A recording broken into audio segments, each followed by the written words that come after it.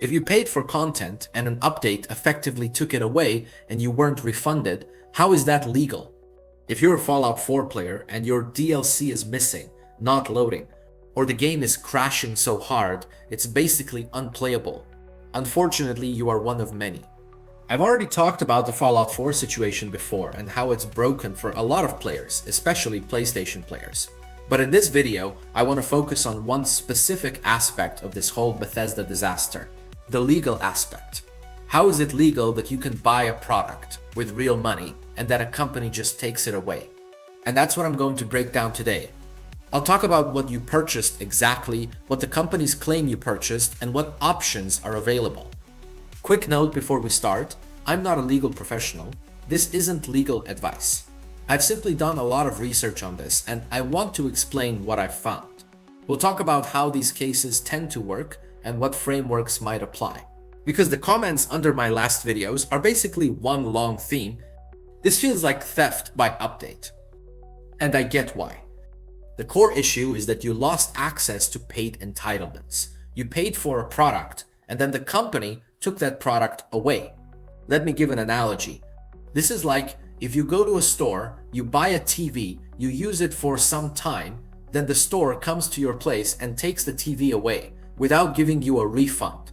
A very normal, very human, very common sense reaction to that would be, wait, they can't do that.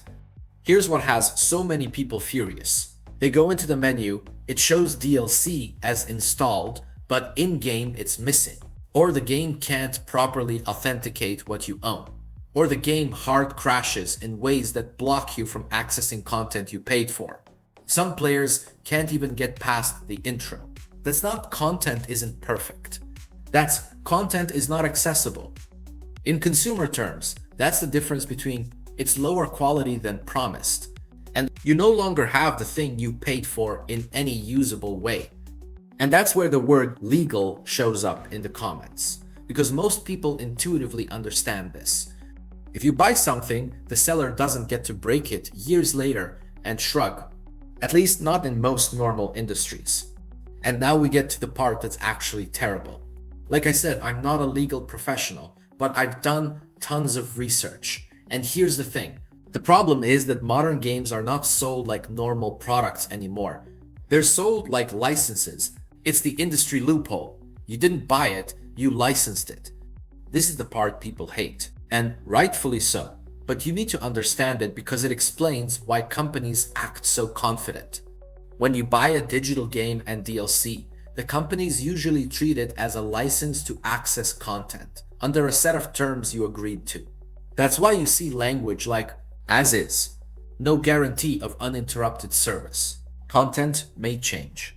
We can modify or discontinue features. This is legal armor. They're basically saying you paid for access, not ownership. Now, I should say in some countries, you cannot fully contract your way out of basic consumer rights just by burying something in a document that most people don't read.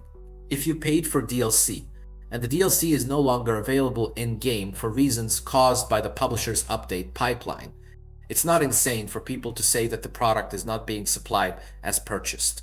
Now, whether that argument would have legal standing, I genuinely don't know. It depends heavily on jurisdiction and where you live. But it's not a crazy argument.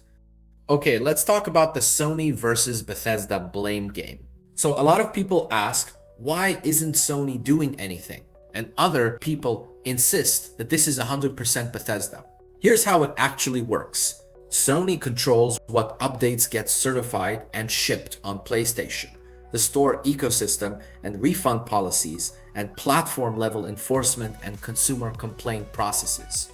Bethesda controls the actual game build, how DLC entitlements are verified inside the game, the creations and backend systems that the game talks to, and whether they ship a rollback option or a separate stable branch. So when someone says Sony should fix it, what they usually mean is, Sony has leverage, but Sony doesn't have Bethesda's source code. Sony can't rewrite the creation system for them. The realistic picture is that Bethesda has to fix the underlying problem. Sony perhaps could either help, pressure, or enforce platform standards, but they're not going to do Bethesda's job. That's why the opt-out point keeps coming up. Because in many cases, the fastest customer-friendly solution is not fix everything instantly. It's let people keep playing the version that worked. And console players don't get that choice. PC players can sometimes freeze versions, use script extenders, roll back builds, or use alternative storefront versions. Console players get the patch, whether they want it or not. That's why this feels like being trapped. Okay, now let me explain why the just roll it back demand won't work, even though it is very understandable and reasonable. The rollback argument is the most logical consumer demand in this situation. If an update breaks entitlements or makes paid content inaccessible, the clean response is to roll back to the old version, fix the new version, and re-release when it's stable. Some people in the comments have said they could do two versions like they did with Skyrim. And yes, offering a stable version is the easiest way to stop the bleeding and rebuild trust. So then, why don't companies do it? Because it breaks their business incentives. If Bethesda is pushing a creation storefront and wants everyone on the same backend, they want one live population on one pipeline. Rollbacks create fragmentation. Also, patches and storefront integrations often involve platform certification, and every path becomes a maintenance cost. So from a corporate perspective, forcing everyone forward is simpler for their bottom line. From a player perspective, it's brutal. Alright, so at this point, we've established something important.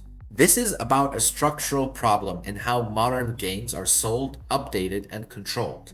Because once you accept the idea that you didn't really buy the game, but licensed access to it, a lot of uncomfortable things suddenly make sense. And that's where this situation starts being more relevant than just Fallout 4. As is shouldn't be the same as anything goes.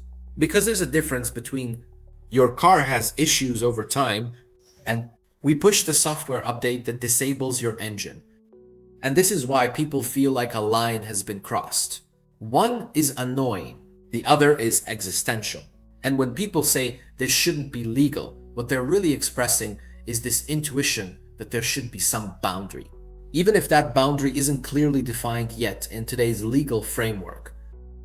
Okay, I want to go over why this keeps happening, specifically to Bethesda games. And the answer isn't just they're incompetent. To be clear, they have proven incompetent for sure, but it's more than that.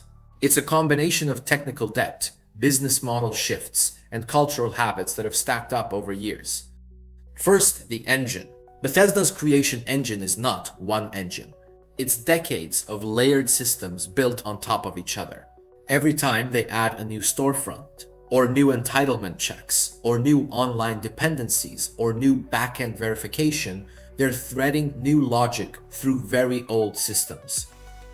That doesn't automatically break things, but it massively increases the risk that a change in one area ripples into others, especially on consoles where entitlement checks are tightly coupled with platform services. Second, the monetization pivot. Historically, Bethesda relied on one-time purchases, long-term modding communities, and goodwill to carry games for years.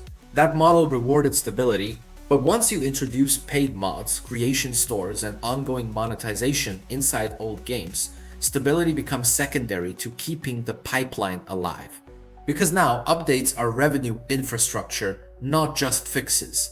And when revenue infrastructure breaks content, the incentive is not roll back, it's patch forward. Third, culture. Bethesda has lived for years with the reputation. Yeah, it's buggy, but it's charming. That reputation only works when the bugs are survivable. People aren't joking anymore. They're not laughing about jank, they're angry because something personal was taken away. Okay, now I want to talk about why Fallout 4 truly feels like a breaking point. Fallout 4 isn't new, far from it. It's more than a decade old. That's part of why this hits so hard. People built worlds in it. People invested hundreds or thousands of hours. People came back to it years later specifically because it was familiar and stable. So when an update breaks it now, it feels invasive. It feels like history being rewritten without consent. And this is where the ownership conversation becomes unavoidable. Because if a 10-year-old single-player game can be altered in ways that remove content you paid for years after the sale, then the implication is very uncomfortable. The implication is that nothing you buy digitally is ever truly finished. It's always provisional, always subject to change, always revocable in practice, even if not in intent. That realization gets people thinking that you will own nothing, that gaming companies deliberately plan for a game to become obsolete. They're people trying to make sense of a system that feels tilted against them. So what does this mean for future games? What's the expectation for The Elder Scrolls 6 or Fallout 5? I think it's pretty clear. If a company demonstrates that it will retrofit monetization into old games, that it will force updates without opt-out, that it will tolerate breaking paid content for months, then only one thing can happen. Trust erodes, and that impacts future products too, not just the current one. Now, whether Bethesda survives that long term is not something I'm predicting here. But trust, once broken, is very expensive to rebuild. And trust is the only thing that makes digital licensing tolerable. One thing that keeps coming up is, why aren't they saying more? And while I can't speak for internal decisions, this pattern is common across the industry. Gaming companies have gotten a reputation for being silent and not communicate with the players. Not all companies are like that, of course, but many are. And I think the reason for that is because when a company speaks too early, it locks them into timelines. It creates legal exposure and it raises expectations they may not meet. So silence becomes a strategy. That doesn't make it feel better for players, but it explains the behavior. But in this case, I think Bethesda staying silent is a mistake. Not just from a player perspective, but it's also a mistake from a corporate we want to make money perspective. Because when you screw up this bad, people are going to have expectations no matter what you say or don't say. For example, people are going to have the expectation that a product they paid for works, even if Bethesda stays silent. So that's why I think that Bethesda's shooting themselves in the foot with how they're handling this, even purely in terms of profit and their bottom line. Okay, what's the takeaways for all this? I want to be very clear here. Modern gaming has shifted power away from players. That's the uncomfortable truth. Updates are mandatory. Ownership is abstract. Access can be disrupted years later. And the systems that govern all of this are not transparent. Fallout 4 happens to be the clearest example right now that has revealed this ugly truth. Not because it's the worst game ever made. I mean, hell, if people didn't fundamentally like Fallout 4, or at least what it used to be, there wouldn't be this big outrage. But because it's old enough, popular enough, and loved enough that breaking it feels personal. And once people feel personally wronged, they stop giving free passes. That's why when I read the comments on my videos, I see anger and frustration, of course. But I also see sadness and disappointment. People losing a world they thought was safe. So when people ask, how is this legal? The honest and uncomfortable answer is that the system was built this way before most players realized what they were agreeing to. That doesn't mean it's good. That doesn't mean it's sustainable. And it doesn't mean companies won't eventually be forced to change. But it does explain why this keeps happening, and why Fallout 4 is a warning sign. Because at this point, this isn't just a Fallout 4 or even just a Bethesda story anymore. It's a gaming industry story, and we're all living inside it.